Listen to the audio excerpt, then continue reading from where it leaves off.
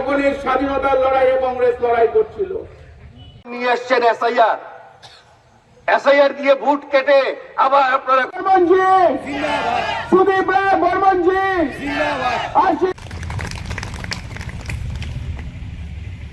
এখন আপনাদের চলতে চলার মতো ক্ষমতা রাখে, চলার আদর্শ নিয়ে। মল্লিকার্জুন খাড়গে মল্লিকার্জুন খাড়গে। কিন্তু আমি যেতে যেতে আর আজকে এই ভারতীয় জনতা পার্টি গান্ধী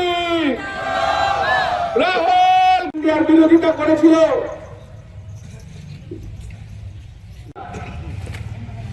सावरकर इंग्लिशे लिखेছিল ब्रिटिशर्सদেরকে।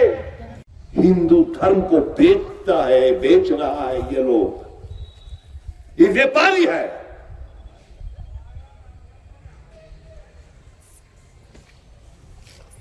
কোথাও কোন মানুষ আছে কৃষক, কিষান এই বিল তিনটে কালো আইনের বিরুদ্ধে 700-র মতো কিষান আত্মহত্যা করেছে। বলে কি জানেন?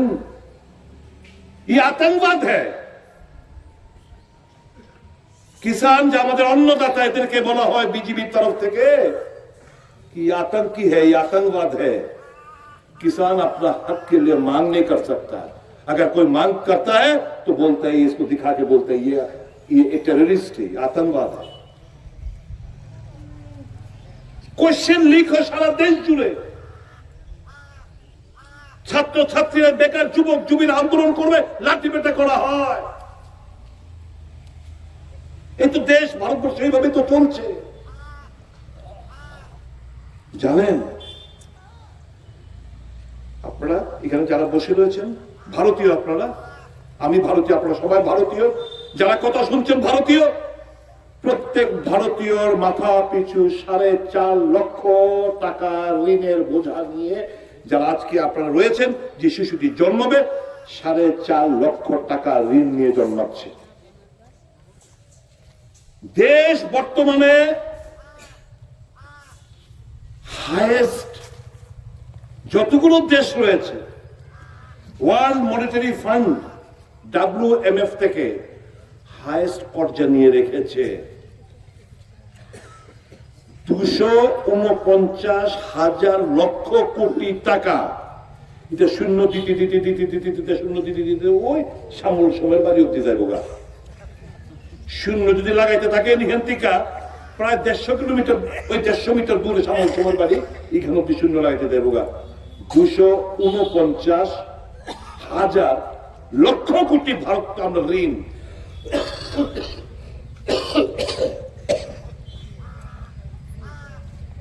এই প্রধানমন্ত্রী তো কইতো আগে একটা সরকারের টাকার ওজনটা কি ইন কম্পারিজন টু ডলার। 90 টাকার অল টাইম রেকর্ড। $1 90.20 এখন হয়ে গেছে গা। তাহলে দেশের আমাদের অর্থনীতি কোন জায়গা দিয়ে ঠেকতেছে? ইনফ্লেশন বাড়তেছে, সমস্ত ধরনের ইনফ্লেশন বাড়তেছে, খাদ্য ফুড ইনফ্লেশন বাড়তেছে। কিছুদিন পরে তো আপনারা আবার নাগালের বাইরে যাবো জিনিসপত্র, এখনই গেছে গিয়া, আগামী দিন তো পৌঁছার বাইরে। এই দেশের গরিব মানুষ কোথায় যাবে? गरीब मनुष्य হয়ে रात लगभग हम लोग को ज्यादा दिन नहीं चाहिए। अगर कांग्रेस पार्टी सोचता है कि भाई हमें सत्ता चाहिए, काहे हम अंबानी और अदानी के खिलाफ लड़ाई लड़ते हैं, चलो इनसे थोड़ा समझौता कर लेते हैं। 1 साल मोदी नहीं टिक पाएगा, लेकिन नहीं, कांग्रेस उस सोच में नहीं है। कांग्रेस মনে করে গরিব জনতা, কিষান, এসসি এসটি ওবিসি মাইনরিটি অর্থনৈতিক দিক দিয়ে এদের শক্তিশালী করতে হবে। ये कॉर्पोरेट के खिलाफ कौन लड़ाई लड़ रहे हैं? कांग्रेस। पूंजीवादी के खिलाफ कौन लड़ाई लड़ रहे हैं? कांग्रेस। যে রাহুল गांधी যে বিভিন্ন সভায় बार-बार बोलता है अदानी अंबानी का जिक्र करता है, क्यों जिक्र करता है? कारण हेरा ক্রনিক ক্যাপিটালিস্ট, গরিবের শত্রু। এই পুঁজিবাদীদের বিরুদ্ধে লড়াইটা রাহুল গান্ধী লড়তে চাইছে, কারণ রাহুল গান্ধী প্রকৃত গরিব মেহনতি মানুষের বন্ধু, কংগ্রেস গরিব মেহনতি মানুষের বন্ধু, তাই লড়াইটা কংগ্রেস লড়তে চাইছে।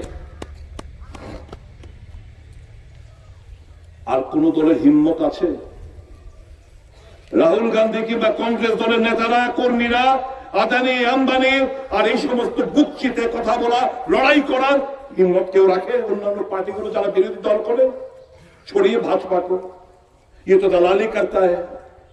प्रधानमंत्री तो नाम के वास्ते है, दिखावा के लिए है। असल में इस देश में राजा देश कौन चला रहे? दो व्यक्ति, আদানি আম্বানি। আর এদের চাপলুসি করে নরেন্দ্র মোদী আর অমিত শাহ। ইনডাইরেক্টলি তো দেশ চালাচ্ছে আদানি আম্বানি। লড়াইটা তো কংগ্রেস লড়াই করছে বন্ধুরা। এই বেকারদের হয়ে কথাটা কারা বলে দেশ জুড়ে? এই নিয়ে ডিসকাশন দেখেছেন কোন টিভিতে, কোন খবরের কাগজে দেখেছেন? দেশের বেকারত্ব ধুপ করে বেড়ে যাচ্ছে। ত্রিপুরাতে কথা বলে লাভে নেই, ন্যাশনাল এভারেজ পার করে দিয়েছে। কথাটা কারা বলে? কংগ্রেসরা বলে।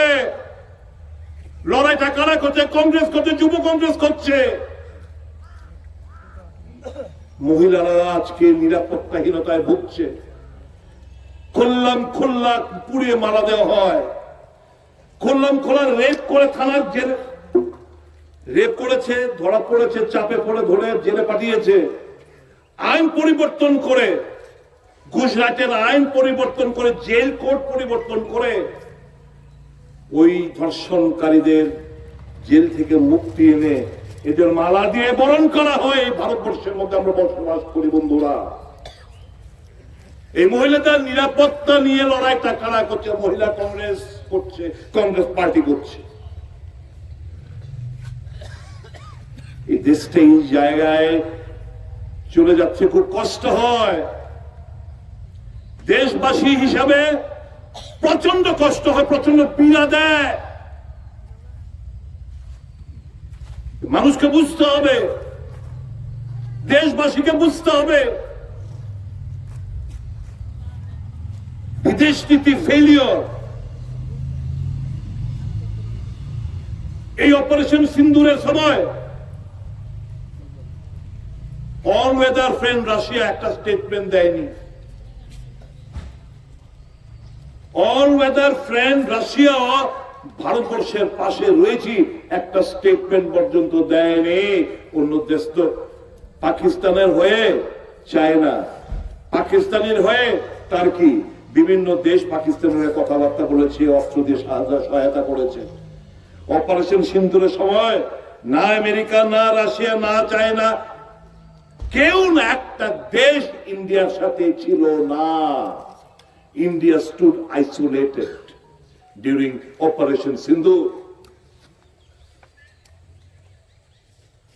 কি বিদেশ নীতি, কি অর্থনীতি, কি সমাজনীতি! সমাজের মধ্যে তো আজকাল ধর্ম নিয়ে ধর্ম, এক ধর্ম আরেক ধর্মের বিরুদ্ধে লড়াই, এক জাতের মানুষ আরেক জাতির বিরুদ্ধে লড়াই। সমাজনীতি, সমস্ত কিছু, অর্থনীতি, বিদেশ নীতি, all failure, big big zero. এই কথাগুলো শেষ। উনি বিভিন্ন সভায় গিয়ে দাঁড়িয়ে সুন্দর মুখ নিয়ে এবং বিজ্ঞাপনে ফ্ল্যাক্সে প্রচার করে উনি সুশাসনের কথা বলেন।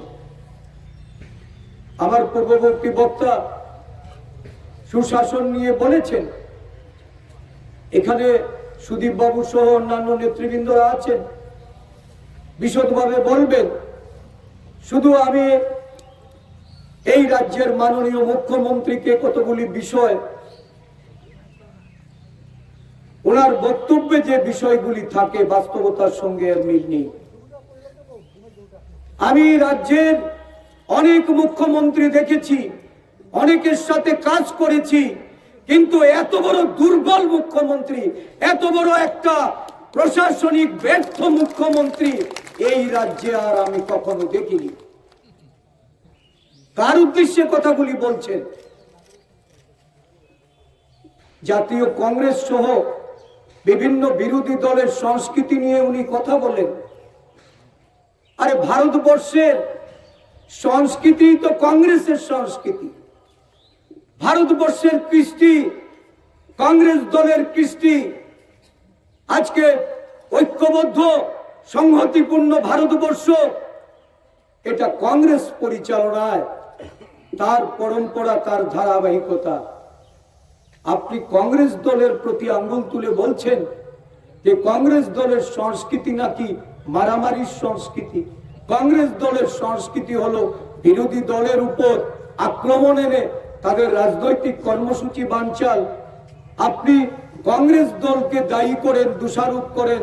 আপনি বলেন যে এই রাজ্যে আপনার দল সুশাসনের অধিকারী। এটা কেমনতর সুশাসন?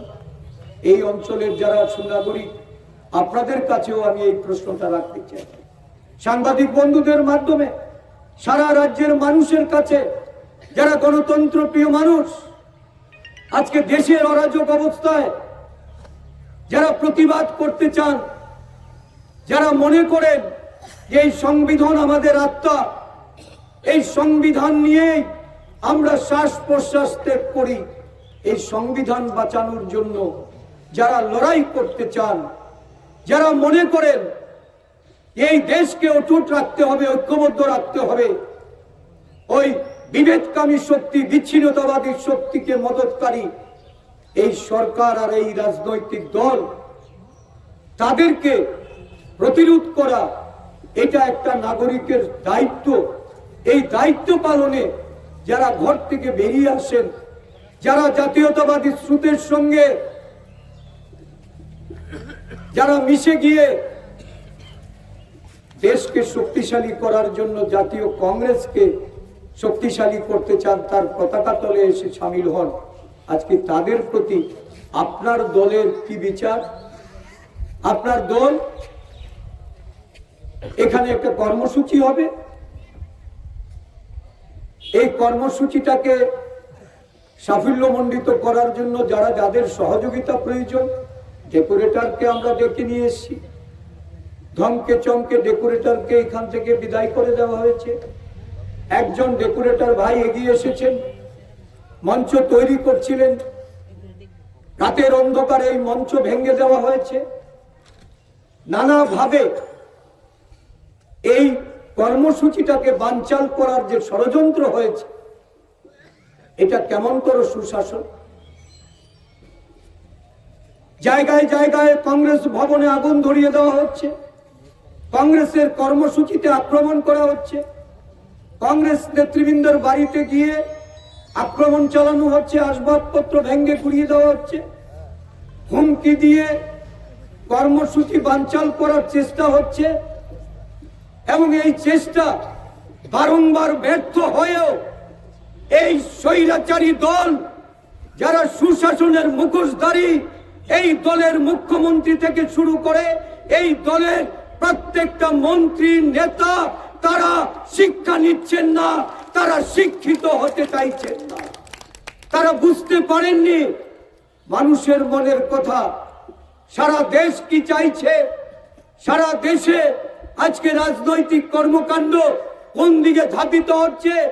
মানুষ ঐক্যবদ্ধ হচ্ছে, মানুষ ঐক্যবদ্ধ হচ্ছে তাদের অধিকার প্রতিষ্ঠা করার জন্য। মৌলিক অধিকার যারা হরণ করেছেন, সেই মৌলিক অধিকার সেগুলিকে তারা যেন ফিরে পেতে পারেন। আর সমগ্র দেশব্যাপী সংহতি বজায় রেখে, ভ্রাতৃত্ববোধ বজায় রেখে এই দেশের যে পরম্পরা, এই পরম্পরাকে যারা এগিয়ে নিয়ে যেতে চান, তারা ঐক্যবদ্ধ হয়েছে। গুটি কয় মানুষের মধ্যে এখনো একটা বিভ্রান্তি আছে, মনে করেন যে কংগ্রেস দলের এই সম্মেলনটা যদি এখানে না হয়, তাহলে আগামী দিন এই অঞ্চলে আমাদের আধিপত্য বিস্তার হবে। আমরা নির্বাচনে যেতে যাব, নেতা নেত্রী দিদি তারা সকলেই স্বপ্নে বিভোর। আপনাদের জানিয়ে যেতে চাই, আগামী দিন গত নির্বাচনে যে ভোটে পরাজয় হয়েছে তার দ্বিগুণ থেকেও বেশি ভোটে আপনাদের জন্য পরাজয় অপেক্ষা করছে। এই সম্মেলনের আমি সাফল্য কামনা করে যে বিষয়টা প্রথমেই, বিশেষ করে যারা আমাদের এখানে উপস্থিত হয়েছেন প্রতিনিধি বন্ধুরা, তাদের উদ্দেশ্যে বলতে চাই, যারা এই 6 আগরতলা সভাপতি সহ আমাদের কর্মকর্তারা আছেন তাদেরকে আমি সেলুট জানাই। তাদের প্রতি আমার অন্তরের অন্তঃস্থল থেকে আমি ধন্যবাদ জ্ঞাপন করি যে একটা অপচেষ্টাকে রুখে দেওয়ার জন্য যে সাহসিকতা নিয়ে বেরিয়ে আসতে হয়, আজকে সেই করে দেখিয়েছে আমাদের এই 6 আগরতলা ব্লক কংগ্রেসের নেতা কর্মীরা। সবাই একযুগে সমষ্টিগতভাবে বুক চিতিয়ে যে সম্মেলনকে যারা বানচাল করতে এসেছিল তাদেরকে যে উপযুক্ত জবাব দিয়ে আপনারা এখানে সমবেত হয়ে খোলা আকাশের নিচে যে কর্মসূচি করেছে, এটা কংগ্রেসের এটা ইতিহাস, কংগ্রেসের পরম্পরা। কংগ্রেস গান্ধীবাদী নীতিতে বিশ্বাস করে, কংগ্রেস বুক চিতিয়ে স্বাধীনতার পূর্বে যেমন লড়াই করেছে ব্রিটিশের বিরুদ্ধে, আর স্বাধীনোত্তর ভারতবর্ষে যারা ষড়যন্ত্রকারী, যারা স্বাধীনতাকে এক সময় ভ্রুকুটি দেখিয়ে স্বাধীনতার বিরুদ্ধে চারণ করে যারা ইংরেজের দালালি করেছেন, ওই তাদের যারা এই রাজ্যেও বর্তমানে অবস্থান করছেন, যারা ওই সাবেরকরবাদী রাজনৈতিক দলের মতো বিশ্বাসী, তাদের বিরুদ্ধে উপযুক্ত জবাব দিয়ে আজকে এই সম্মেলনকে খোলা আকাশের নিচে সফল করার জন্য আপনারা এগিয়ে এসেছেন। আমি তাদেরকে শুধু ধন্যবাদ নয়, তাদের সাহসিকতার জন্য সারা রাজ্যের কংগ্রেস নেতা কর্মীদের কাছে বার্তা দিতে চাই, কংগ্রেস অকুত ভয়ে ঘরে বসে থাকবে না। কংগ্রেস বুক চেতিয়ে লড়াইয়ের ময়দানে থাকবে, এবং এই লড়াই এটা গণতন্ত্রকে বাঁচাতে, এই লড়াই ওই যারা ষড়যন্ত্র করে সংবিধানকে বিলুপ্ত করতে চায়, দুর্বল করতে চায়, তাদের বিরুদ্ধে লড়াই।